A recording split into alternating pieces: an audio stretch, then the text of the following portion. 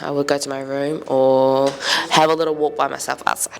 Everyone knows me, I sleep, but in other times, I'm not tired physically, I'm mentally drained. So it's basically me giving energy and giving everyone my all, and no one else is filling my cup. So I'm filling what everyone else's and mine's like running empty. I go and hang out with my best friends and we just have a katas.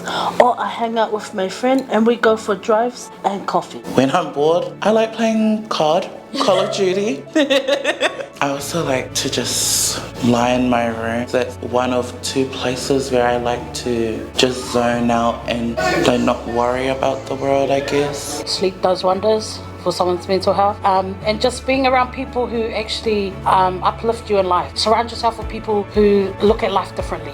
Tapu, which is a cemetery. Just sitting amongst loved ones, so I go and visit my dad. Being there is very peaceful, just helps to release any anger, anything heavy that's on my mind. My room is like my shield. Everything outside of those four walls is the world, and then inside my room is my own world. It's where I feel safe, where I dream, where I sleep. It's my safe haven. That's my safe haven, is my room, or my parents' house. Mine is anything with water, the beach or rivers. I love the water. My second location would be where we are right now, at Nauri o Whititera, my Lemoana Trust. It's just the ambience and the ahua of this place is welcoming, it's safe. There are people who are like me who are here, and it keeps me sane.